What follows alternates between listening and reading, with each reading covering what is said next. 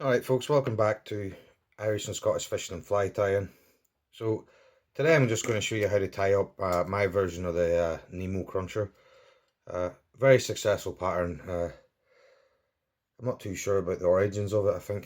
I'm not too sure if Rob Edmonds invented it or whoever invented it, but it's a very successful pattern and any competition angler has got it in his box and very good on its day. There is that many variations of it, like of the Nemo. Like you can get a pearly Nemo, you can get a silver Nemo, but I'll just show you how I tie up my standard Nemo. So to get things started, I'll just get this off and I'll get the hook on. So as same as most of my flies, B175 KAMASAN a size 10.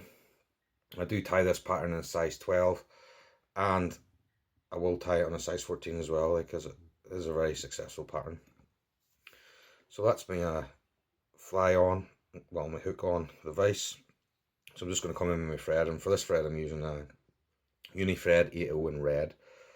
So like I'm just going to start off with a couple of turns. Stop there. So this fly's got 2 ribs. So to start with, I'm going to come in with my small silver wire and catch this in at the top of the hook. So all I'm going to do is just catch it in at the bottom of the hook, I mean at the top. Just a couple of turns to get that caught in. Put that down at the bottom for the meantime. Then I'm going to come in with my red holographic in medium. I'm going to tie that in as well.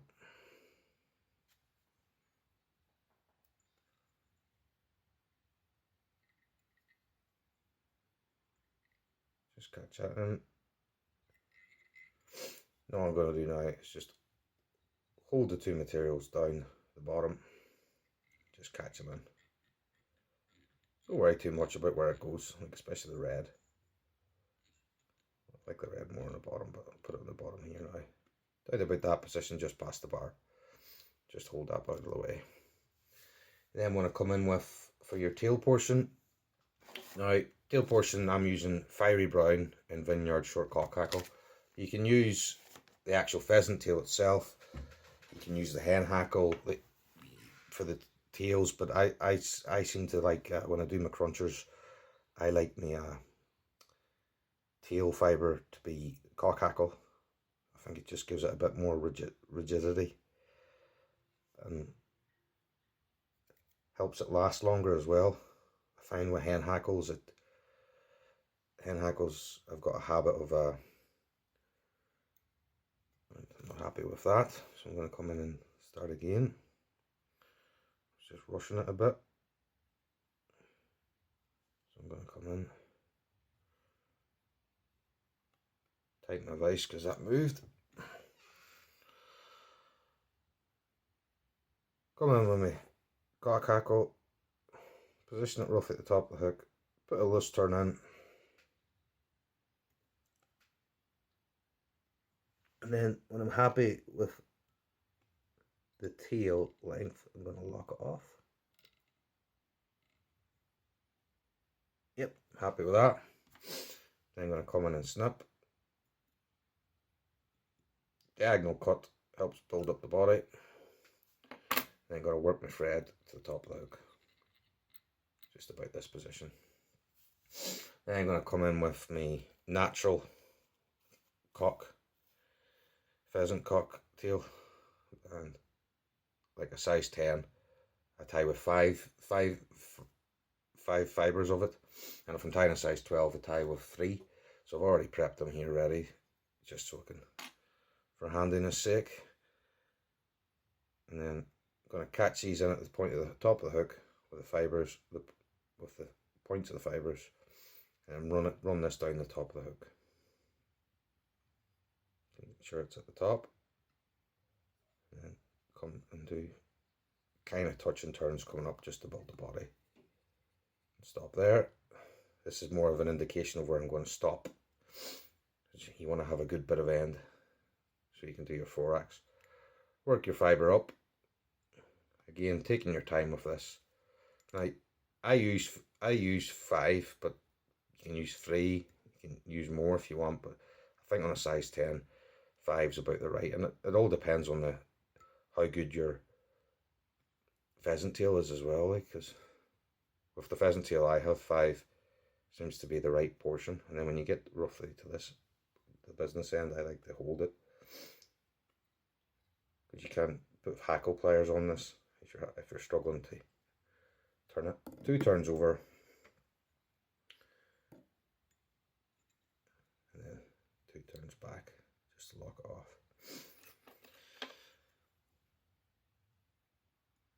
And snip it. As you can see there, I've got quite a good bit of portion left over, because I like to have my thorax. If you bring it up too much, what you end up doing, you'll end up having quite a big head. So first of all, you want to come up with your medium holographic, and you want to come up the same way that you tied the thread. So you'll get maybe 2 or 3 turns out of this. Nice evenly spaced, just taking your time. You don't want to let go of it, because it will unravel. 2 turns over the top. I'll lock everything off. And pull back, and then 2 turns over the back. As you pull back. And then come in and snip that off.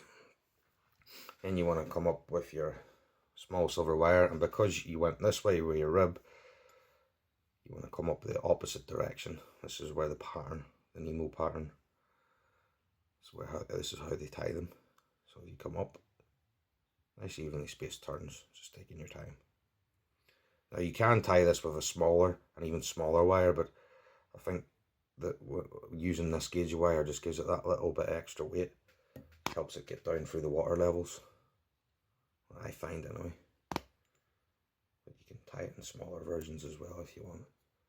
So a couple of light turns, and a couple of tight turns. All you want to do is just helicopter that off,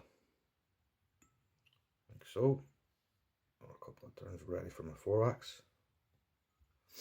So for my thorax, I'm using black peacock curl. Now I've tried 3 peacock curls, 3 peacock strands, 2, but I find 1 seems to be the magic number for me. So I just grab a peacock curl out of the bag, and then I work my way down the fibres.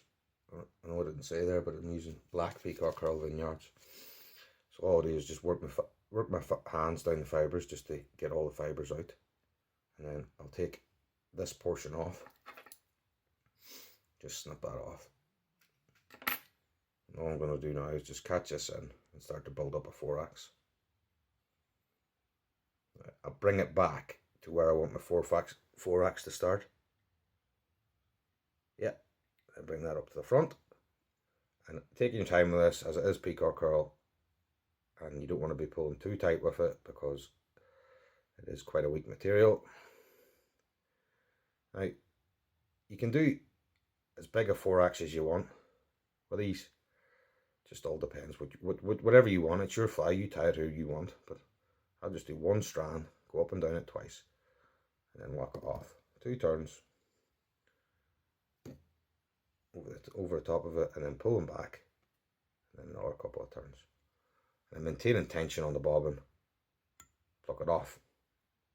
And then to get ready for your hackle, all you want to do is pull all the fibres back and just start to pull back. And that there's where I'm going to start. Go back a bit. That's where I'm going to put my hackle in. So, like the majority of all my crunchers, I'm using TURRALL's hen neck, and I'm using it in furnace. You can use Greenwell's, but the TURRALL stuff is good. You know, you can get it in most shops. Furnace stuff's great for tying, well, all crunchers basically. Like I've had this about 1.5 years, and I've tied all my crunchers with this. And when you're working at the picking your fibre, you want to be working down at the bottom for the lengths. And you come up here, these are like for your bigger flies. Like I use some of these for my salmon stuff. So I've already got a fibre prepped, well, a feather prepped. So all I'm going to do is take that off my thing, and then I'm going to just fluff all the fibres that I'm not going to use.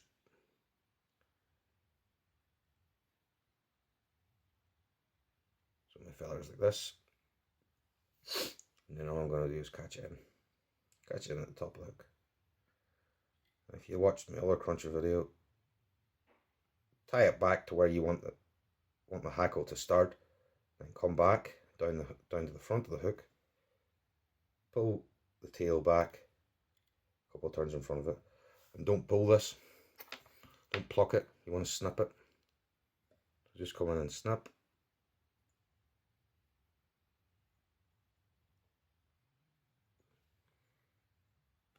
Keep my hands out of the way, but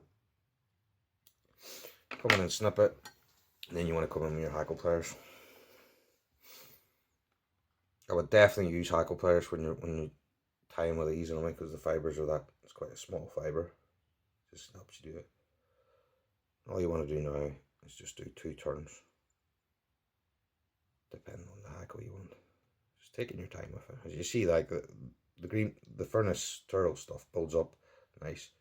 Pulling the fibre back for your second turn. That's it.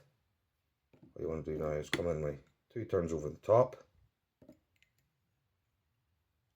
and then holding this out of the way, pull everything back and put a couple of turns in it in the front.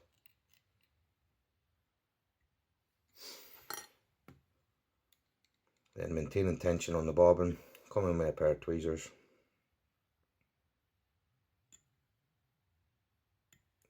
Pluck that fibre out of the way.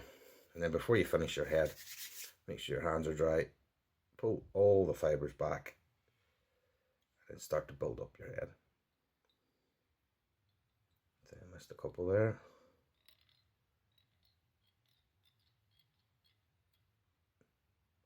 As I say, this 8/0 thread builds up a good head. Just take your time with it. You will get a nice thin head. There you go. Then come on with your whip finish tool. You just want to do, I do 2 whip finish tool, 4 turn whip finish, twice. 1, 2, 3, 4. That's 1 little pull. And come in again. Do your other one. 1, 2, 3, 4. Done. A little bit of tightening. Come in and snip. Done. And then come in with your fingers, grab all the fibres and then just pinch down on it.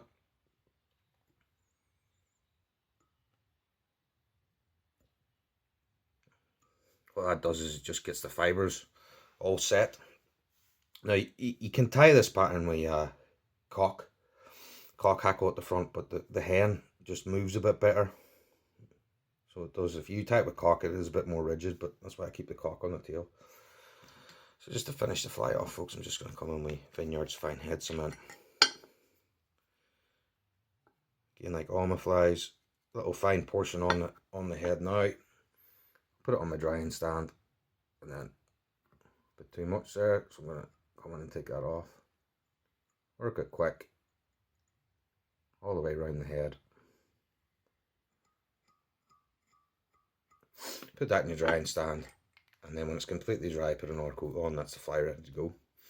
So folks, I hope you've enjoyed this pattern. It's a Nemo cruncher. I know a lot of you are probably thinking Nemo cruncher should have a holographic head, but if you tie a red head on it, it will still work. Like, it's a red holographic body, and then the traditional pattern, you know, the new pattern is a red holographic head, same as the pearly one is a pearly head. But if you tie it with a red head, it will still work, and the red holographic head can be a bit annoying to do. So I hope you enjoyed this fly, folks, and then if you subscribe to my channel, there will be more patterns I'll be tying up, and the majority of these patterns I've always had fish to them. So if you want to quickly recap the materials, please check in the description beneath, and then when we can get back out in the water again, folks, I will be doing fishing videos where I'm out on rivers, fishing for salmon, fishing for brown trout, on still waters, and I will be using the patterns that I've tied on this channel. So Please like and subscribe, folks, and I'll see you at the next fly. See you later.